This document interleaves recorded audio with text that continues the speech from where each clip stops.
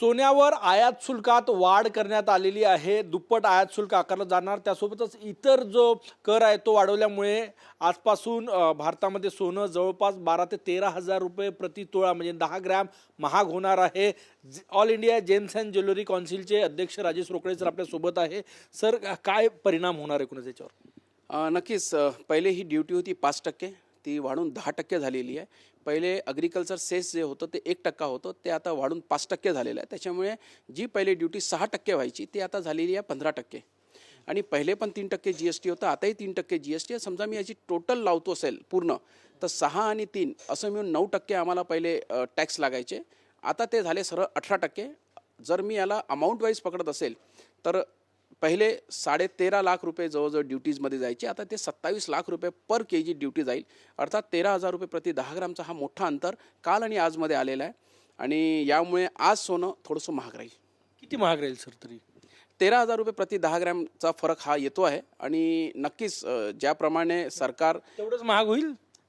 सध्या तरी एवढं दिसते आहे, पण याच्यानंतर अजून शॉर्टेज असेल किंवा अजून काही बंधन येतील समजा सोन्याला, तर नक्कीच याचे परिणाम सोन्याच्या दरात दिसतील. सर, एकूणच जे शुल्क वाढवले सरकारनं त्याच्याकडे ज्वेलरी असोसिएशनचे देशाचे प्रमुख म्हणून तुमचं काय मत आहे? नक्कीच आम्ही सरकारला प्रधानमंत्र्यांना वेळ मागितलेला आहे भेटायसाठी, परंतु अद्याप सध्या तो वेळ मिळालेला नाही. आज आम्ही all India gem and jewellery domestic काउन्सिलचे एक अपेक्स बॉडी असल्यामुळे आम्ही सगळ्या संस्थांची एक मोठी मीटिंग आज बोलवलेली आहे. आम्ही सगळ्यांचं चर्चा आज करणार आहोत आणि या ओव्हरऑल परिस्थितीच्या सगळी माहिती आम्ही त्यांना देणार आहे आणि त्यांचं काय मत आहे ते घेऊन आम्ही सरकारशी बोलायचा प्रयत्न करू. एकूणच पंतप्रधान नरेंद्र मोदीजी यांनी आवाहन केलं, त्याच्यानंतर 2 दिवस ज्वेलरी मार्केटमध्ये काय परिणाम दिसून आले तुम्हाला? लोकांचा कसा प्रतिसाद आहे? लोक मोदीजींच्या वक्तव्याला प्रतिसाद देत आहेत की काय? बघा, मोदीजींनी जे मागणी केली किंवा जे आव्हान केलेलं आहे ते देशहितमध्ये केलं आहे, त्याच्यामुळे परिणाम नक्कीच दिसणार होतेच. फक्त असं म्हणता येईल की सध्या 2 दिवस जे गेलेले आहेत ते खूप म्हणजे याला म्हणता येईल की खूप जास्त सेल वाढला किंवा सेल कमी झाला असं दोन्ही आम्ही बघितलेलं नाही आहे. साऊथ इंडियामध्ये मी जे माहिती घेतली आहे तिथे रिव्हेंज बाईंग झालेली आहे. लोकांना असं वाटत होतं की ड्युटी वाढणार आहे, त्याच्यामुळे 2 दिवसात तिकडे एक रिव्हेंज बाईंग झालेली आहे असं माहिती मला मिळालेली आहे. पण वेस्ट जे भारतातला एरिया आहे तिथे सध्या नॉर्मल सेल आहे असं दिसते आहे.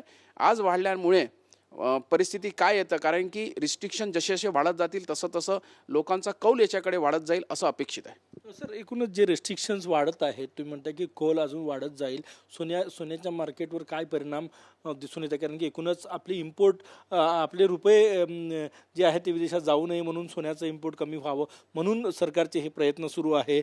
त्या दृष्टीने हे पावलं उचलत आहेत. एकूणच इंडस्ट्रीवर काय परिणाम होईल?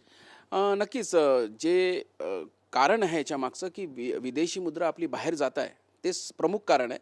परंतु इम्पोर्ट आम्हाला कसं कमी करता येईल या ट्रेंडमध्ये आम्ही इतक्या वर्षापासून आमच्या पिढींपासून आम्ही या व्यवसायामध्ये असल्यामुळे या व्यवसायात इम्पोर्ट कसं कमी करता येईल याचे आमच्याकडे 4-5 असे वेगवेगळे मार्ग आहे.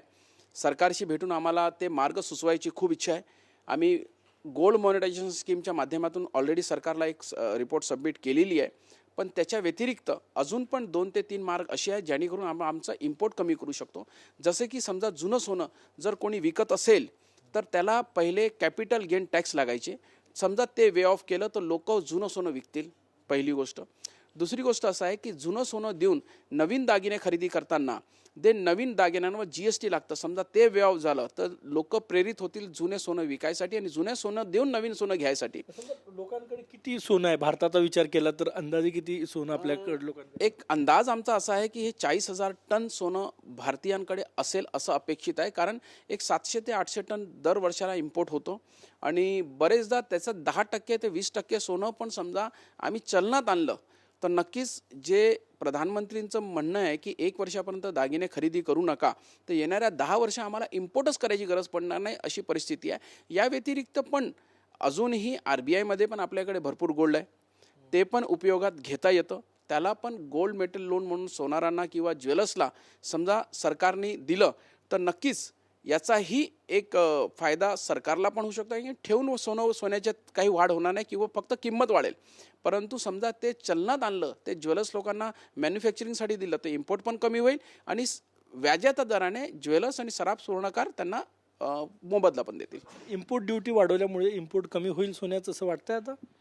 नक्कीच मला भीती एक आहे की इम्पोर्ट तर कमी होईल निश्चितच, परंतु जे बॅकडोर एंट्रीज असतात, जे आपल्या बॉर्डरमधनं जे सोनं तस्करी व्हायची भीती जास्त झालेली आहे. कारण की आपल्या देशात आणि पडोसी देशात जवळजवळ 15% रेट डिफरन्स असल्यामुळे ती भीती मला थोडीशी, आणि जे नियमाप्रमाणे लॉफुल बिझनेस करतात त्यांच्यासाठी हे थोडासा धक्कादायक राहील. आणि मला एकच विनंती राहील सरकारला की आपल्या बॉर्डरमधनं कुठनंही 1 ग्रामसुद्धा सोनं तस्करीने येऊ नये.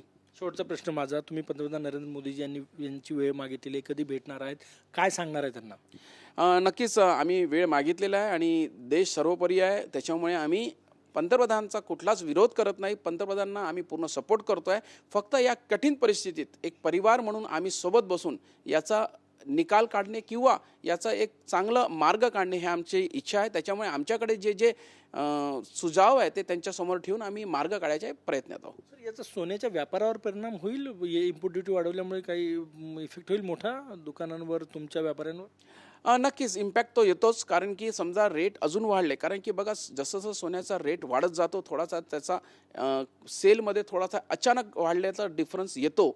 आणि काल आणि आजमध्ये जर हा 13 लाखांनी जर 1 किलो मागे रेट वाढलेला आहे तर नक्कीच 1-2 दिवस याचा थोडासा परिणाम दिसेल. आणि मग जेव्हा कस्टमरकडनं हे डायजेस्ट होऊन जातं किंवा त्यांना कळतं की नाही आता हे रेट कमी होणार नाही, त्यावेळेस ते खरीदारी करायला बाहेर निघतात. खूप खूप धन्यवाद. कॅमेरामॅन सचिन सॅमसह गजानन उमाटे, TV9 मराठी, नागपूर.